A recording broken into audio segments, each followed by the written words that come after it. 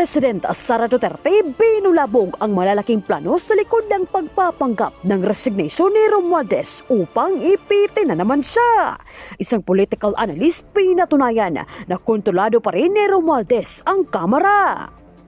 Pero bago ang lahat, kung hindi pa kayo nakapag-subscribe sa channel na ito, please do subscribe para mas maging updated pa kayo sa mga susunod kong mga videos. Patuloy na binibilog ni PBBM at Martin Romualdez ang utak ng sambayanan. Ito'y kasunod sa revelasyon ni Pepe Sara na pagpapanggap lang ang pagbaba ni Romualdez bilang House Speaker upang ibalabas na may nagawa sila sa galit at reklamo ng taong bayan sa kanilang mga kataksilan. Ang planong ito ay sinakyan ng mga korap na kongresman upang makatakbo agad si Romualdez bago pa man ito kuyugin ng taong bayan. Narito ang pambubulabog ni VP Sara. Ang pagpapalit nila ng speaker dyan ay para lang yan masabi ng mga tao na mayroon silang nagawa sa House of Representatives sa reklamo at galit ng mga tao. Pero ang totoo niyan ay sila lang din yan. Grupo lang din yan ni Martin Romualdez, Sandro Marcos, and of course, syempre, papunta na rin yan kay BBM. At sila lang din ang nagpaplano kung ano ang gagawin nila sa 2026 budget. Because this is all about, number 1, presidential election of 2028 and the budget of 2026. Kasi inubos na naman yan nila ang 2025, di ba? Kalakip rito, ibinunyag din ng isang political analyst na plano ng Marcos admin na idawit si VP Sara sa mga kontratista upang mapatasik ito at ibato sa vice-presidente lahat ng galit ng taong bayan. Narito ang kanyang panunuplak. There is a new demolition job against VP Inday Sara Duterte. She is being linked to some contractors. Ito ay para matabunan ang issue sa flood control projects under Bongbong Marcos admin. Get ready guys, instead of holding Martin Romualdez accountable, si VP na naman ang diversion tactic nila. Pagpapanggap lang yung resignation ni Romualdez. They have bigger plans. Yes ma'am. Opo. It was actually for last Friday. Ready na kami last Friday para pumunta dito. But the budget sponsor decided to defer it until Tuesday morning. So ngayon yun. Ang present ng budget ng Office of the Vice President at pag-defend ng approved sa DBM under the National Expenditure Program. Just like last time ma'am, kayo lang din ang mag-isang humarap kayo sa budget hearing ko ng OVP. Oh yes, oo. Nag-usap kami ng mga kasamahan ko sa Office of the Vice President and syempre lahat ay apprehensive pa sa nangyari noon sa mga personnel. Nangyari noong committee hearing sa House of Representatives sa mga personnel ng Office of the Vice President na ang daming kinabahan, ang daming nagka-anxiety, ang daming nagkasakit. So sinabi ko sa kanila na it is best kung ako na lang yung aharap sa budget hearing ng Office of the Vice President. Next question, Marian. VP, yung 7.4 million pesos po na binanggit nyo, security personnel po, na public funds po ba galing? Yes. Oo. Napakaklaro nun, no, na wala akong ginamit para sa akin, para sa Vice President, na pera ng gobyerno para sa mga biyahe ko overseas. Ang merong charge sa Office of the Vice President ay yung security at decision yon ng Armed Forces of the Philippines kung magpapadala, ilan at kung sino. At yung pangalawa ay yung sa Office of the President, Office of the Vice President personnel na sumasama kapag meron akong events at activities for the Office of the Vice President. Ma'am, you were given an option earlier kung na pwede niyo uwiban yung parliamentary immunity, but you opted to answer the questions anyway. Why po? Yes, oo. Ano nga ba yun? Meron silang tradisyon. According to the House of Representatives, meron silang tradisyon na hindi na nag-hearing ang budget ng Office of the President at Office of the Vice President. Pero kanina tinatanong ako kung i-waive ko ba yung tradisyon na yon nila, no? The privilege, yes. And sinabi ko na i-waive ko yung privilege na wala nang tanong sa budget ng Office of the Vice President. Ma'am, last two questions. Ma'am, were you expecting yung mga confidential fund questions and yung mga questions about your travel doon sa mga lawmakers na galing sa Makabayan Block? Were you expecting it already? Yes, oo. Madami kaming mga in-expect na mga tanong pero dalawa lang yung nilabas nila, no? Yung tanong sa confidential funds na sinabi ng defense lawyers na huwag sagutin kasi meron silang defense strategy na hindi dapat malaman. Ma'am, pero yun nga ma'am, you expected po ma'am na parang dalawa lang yung Makabayan, pero yung minority po ma'am had to offer your privilege, parang nirespect nila na ginreserve ng tanong. So ano po yung reaction po niyo na yung almost all of the minority block po ma'am, hindi na rin po nagtanong aside from yung Makabayan? Hindi ko naintindihan yung tanong, sorry. Kasi kung kasi na parang minade na rin po ng minority, hindi na po nagtanong ng almost lahat ng minority, members ng minority sa inyo. Of course, majority expected na hindi magtatanong. Yung minority hindi po nagtanong sa inyo, ma'am. So, ano po yung reaction po inyo na parang dalawa lang sa minority, yung Makabayan Black lang nagtanong and hindi lahat yung ng minority members lang? Wala akong feelings or reaction sa doon. Ma'am, why Last- the House last of question. Oppositions panel extended parliamentary courtesy to you this year? Because last year nga po, medyo nagkaroon ng intense scrutiny over your over alleged secret fundraising model. Why do you think? Hindi ko alam. You have to ask the House of Representatives kung anong iniisip nila. Pero you mentioned that you were Last question to. answering kasi Minsan lang tayo nagaganito. subject of an impeachment trial po. Ma'am, are you still expecting na matutuloy siya or are you still preparing your defense? Oh yes, kasi kung hindi man yan matuloy ngayon, 2025, I'm sure mag-file yan 2026, mag-file yan 2027, or even siguro 2028, right before the presidential elections. So this is all about the presidential elections of 2028. How do you react to criticisms about your travel expenses when you don't bring home travel investment pledges? Oh, I'm sorry, again, wala akong kinuhang pera ng gobyerno sa mga biyahe ko abroad.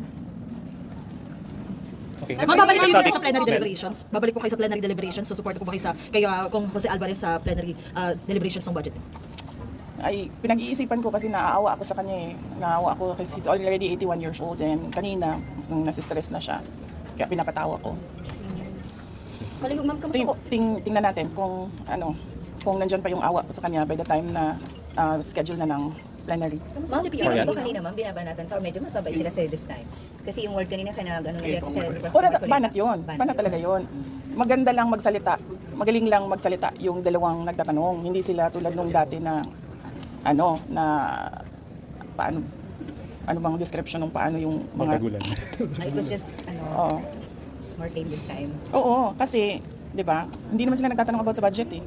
Nagtatanong sila about sa confidential funds at sa travel. Eh sinabi ko na nga wala naman akong kinuhang pera ng gobyerno para bumili ng ticket, humingi para sa hotel, para sa representation, pero dahil wala naman akong kinuha sa gobyerno. Ma'am, were you expecting an atmosphere a while ago na gano'n ang magiging scenario or you prepared for a more intense sagutan sana kung sakali? Were you surprised na gano'n lang kanina? Far from the last time you were there? Oo. Hindi lang yung naging intense kasi hindi ako bumanat. Last time kasi, bumabanat ako kaya naging intense siya. So kanina, naisip ko, pamanatan ko ba ito sila o hindi? Why, ma'am? Ba't nga ba hindi? Ba't nga po? Naaawa ako kay Congressman Pepito Alvarez kasi he's 81 years old and I do not think that he can handle the stress of an intense and heated budget hearing. Marian. Kamusta po? Tumawag siya last Friday. Monday ngayon. Hindi siya tumawag kahapon. Last Tuesday, no? Last Friday siya tumawag. He's okay. Paano okay? Can you elaborate ba? He's okay. Nag-usap kami about politics, nag-usap kami about flood control, nag-usap kami about love life niya. So updated po siya sa mga nangyayari ngayon, like nabanggit yung mga flood control issue. Ano pong nasasabi niya? Kasi bawal ako mag-discuss ng kung anong pinag-uusapan doon sa loob eh. So hindi ko masabi kung anong sinasabi niya. Okay, next question. Any more? Ma'am, pero nakababahala kasi parang sinasabi kasi ni Atty. Bangkwan, he's unfit now. That's why we kept on asking how is really the threat of former president kasi di ba parang kaya po na-defer ang kanyang supposedly confirmation of charges because of his health and medical condition. Sa tingin ko naman, merong mangyayaring hearing sa competency. So antayin na lang natin yung mga experts. Both sides, sa ICC, sa prosecution, sa defense side. And I'm sure maglalabasan yung mga experts para sabihin kung ano yung problema. Okay. Ma'am, were you able to So, last. Marian. He is well, ma'am. He is fit to stand trial. Ay, naku, hindi ako expert sa kung ano dapat ang kapasidad ng isang witness or ng isang accused. Pero ma'am, sa conversation niyo, sharp pa rin po bang mag-ano sa pag-isip mo si former president? Sige, antayin na lang siguro natin yung hearing sa competency kung meron man. I'm sure masasabi ng mga experts kung ano yung nakikita nila. Ma'am, were you Next able question. to see former Vice President Robredo when you visited Nagapo? Did you have the chance? Kasi ganito yun. Nung nakita kami ni Vice President Robredo sa bahay niya, alala nyo, hindi naman odd yun. Hindi odd yun sa akin kasi binibisita ko talaga yung mga former Vice Presidents. Nag-courtesy call ako sa kanila, nagpapakilala ako. Sinasabi ko kung ano nangyayari sa opisina, ano yung projects ngayon, mga ganun, updates. At dahil doon, binanatan si Vice President Leni Robredo ng mga kasama niya, mga yellow, mga pink, particularly ni Senator Trillanes. At hindi ko kasi gusto yung nagaganon yung isang former Vice President. Being a Vice President, ayoko yung ginaganon ang mga former Vice President. So, for this visit sa Naga City, nagdesisyon ako na huwag kami magkita para wala nang masabi ang mga tao about former Vice President Leni Robredo. Pero Haji. mag-uusap po kayo. Mag-uusap kayo. Hindi man, wala kaming numbers sa isa't isa. Haji. Apo, ma'am, Madam Vice President, magandang tanghali po. Baka lang po aware po kayo sa recent moves po ni Cavite Representative Kiko Barzaga sa House. Parang tina-challenge niya po kasi yung leadership ni House Speaker Martin Romualdez na. Dapat lang. Dapat lang talaga. Dahil nakita niyo naman yung budget 2023, 24, 25. Malamang agawan na naman yan ng budget sa 2026. At lahat yung mga past budgets natin, makita natin na it was under the leadership of Speaker Martin Romualdez.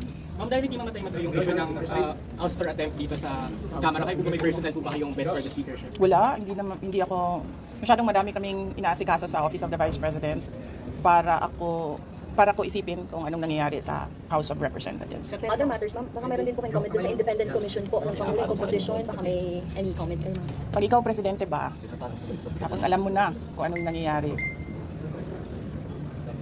Tapos nakikita mo na based on the budget kung paano binaboy yung pera ng bayan. Mag-aantay ka pa ba ng komisyon o ng Truth Commission o ng kung anong komisyon yan? Actionan mo kasi kaagad dapat yan eh. Unang-una, sinabi ko na noon, nagpumili siya ng speaker na involved sa bribery nakalagay sa isang kaso doon sa Amerika. Klarong-klaro na doon nakita na involved siya sa racketeering at sa bribery. So, ikaw ba presidente ka ba? Ilalagay mo ba yung ganyang klaseng speaker? Siyempre, hindi na, di ba? So, anong nangyari sa budget natin? Na-racketeering din yung budget natin. Tapos, siyempre, sumabog na. Hindi ako makapagsalita sa Department of Public Works and Highways, pero makapagsalita ako sa DepEd kung anong nangyari. At sinabi ko na sa inyo.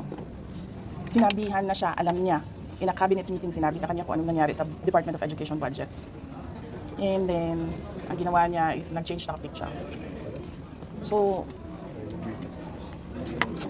ano pa bang komisyon, anong truth commission, anong investigative body pa ang kailangan mo?